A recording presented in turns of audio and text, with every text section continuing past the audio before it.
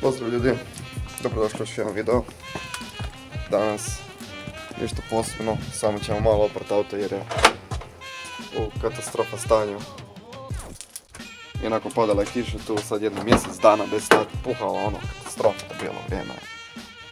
Ali da, sad je napokon sunce, pa ćemo malo očistiti auto.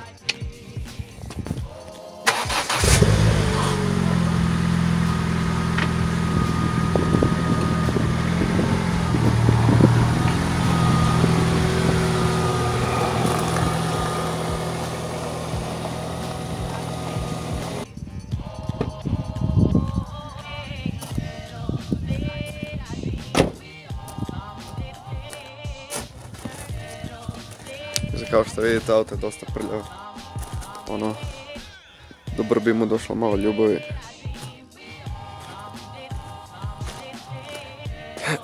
Mislim, auto stoji već dosta dugo jer imam problem s tim diferencijalom o kojem sam pričao u prošlom videu. I da, to je problem zašto auto stoji, želim ga šparat što je više moguće dok ne nabavim drugi motor i mjenjač. A što se toga tiče, po to idem ovaj vikend ili sljedeći vikend. Neće biti nekoliko videa o tome. Sad ćemo raditi na tom motoru i slično. Evo, to ćemo pustiti za poslije, idemo sad malo riješiti auto.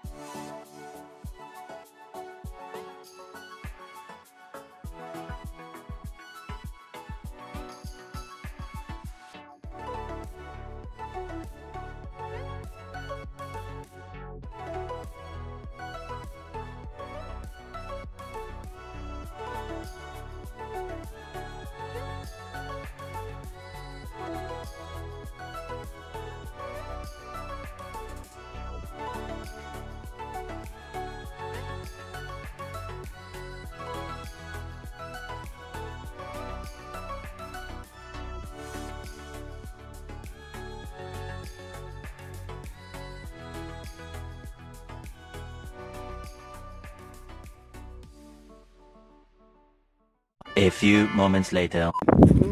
Htio sam malo prlje da treba to malo čistiti, samo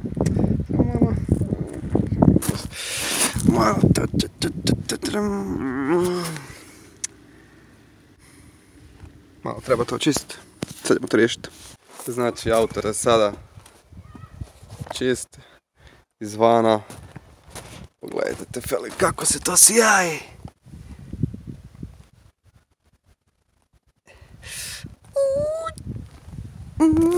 Moša. Ne, stvarno. Tako detaljno čišćenje s kistićem, baš lijepo ih možeš čistiti.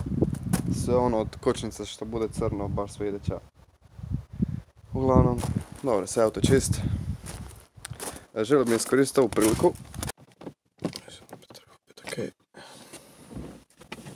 U redu, želio bih se zahvaliti svima koji su poduprili stranicu DSNCO i kupili majice. Vidim da vam se dukserice stvarno sviđaju, prali smo ih već dosta. Hvala na potpori, mene kao autoru i hvala vama što ste kupili majice, podupili cijelu tuning scenu. Pogotovo PSA je trenutno se bazira na PSA, tako da Peugeot-ljubci hvala.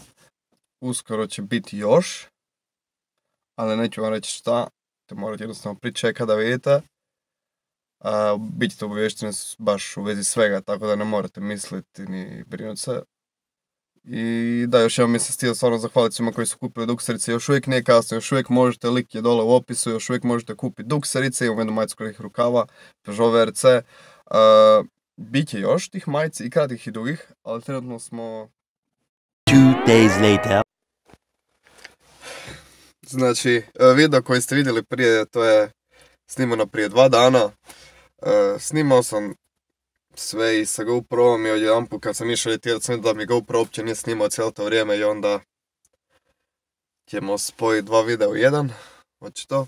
Bio sam za vikend vidjeti taj motor, u međuvremenu su se problemi sa diferencijalom na autu dosta pogoršali došli smo u jako gustu situaciju. Došlo je nađeno nam par činjenica, to je da ovaj auto definitivno neće izdržat čekat još neko vrijeme sa takvim diferencijalom. Auto mi treba za se voziti normalno, za obavljati razne obaveze koje imam tokom dana. Tako da diferencijal će se ipak morati ići popravljati, da mi baš financijski ne odgovara se riješi taj motor, ali jednostavno to ću morati riješiti jer ću biti blokirano.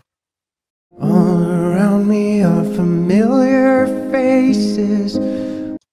Tako da, odvest ću auto mehaničaru s kojim sam se čuo koji je već to radio i onda ću s njim se dogovoriti sve detalje, pa ću vas obavijestiti o cijeni i o svemu. Smatram da definitivno auto neće imati jedno 2-3 dana, ako ne više, jer treba spustiti dole mjenjač, ovo rastaje točno pogledati koji dijelovi su za zamijeniti, da li još neka šteta napravljena na samom mjenjaču zbog toga, izmijeniti ulje u mjenjaču, vratiti sve gore, složiti, da, i onda vratiti sve gore. Uglavnom stvari nikad ne idu kao ste planirali, tako da, evo. U redu, da, sad je taj motor unutra, taj 1.4. Trebali smo ići na 1.6.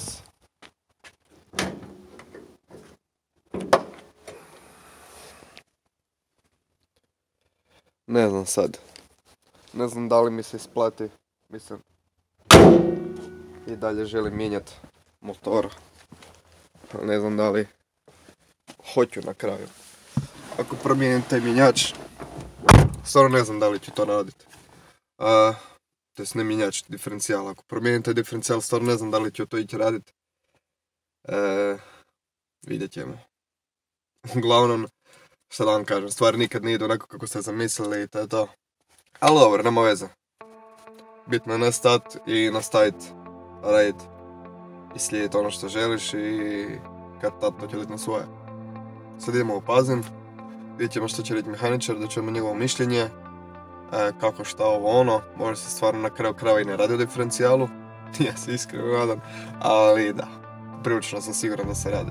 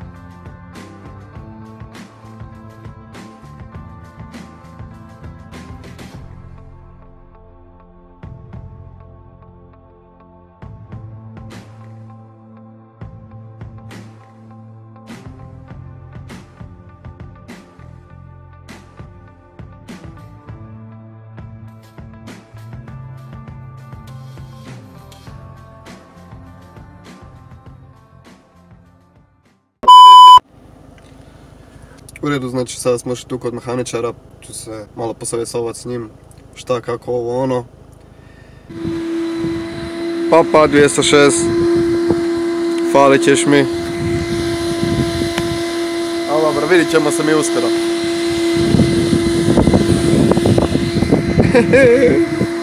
Da, i što ljudi, hvala što ste gledali video, stavite like, pretplatite se ako niste i vidimo se u drugom videu.